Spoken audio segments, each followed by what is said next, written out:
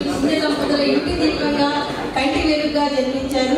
సోదరుడు సుబ్బారావు గారు, సోదరు సుశీల కరువంచులో పాఠశాల విద్య, ఒంగోలు సిఎస్ఆర్ శర్మ కాలేజీలో విద్యను అభ్యసించారు.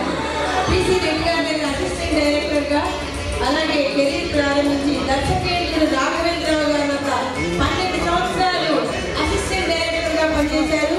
అడవిరాముడు, దేవత, జట్టి చౌదరి, అగ్నిపర్వతం మొదలైన చిత్రాలకి వారు అసిస్టెంట్ డైరెక్టర్గా పనిచేశారు. వీరి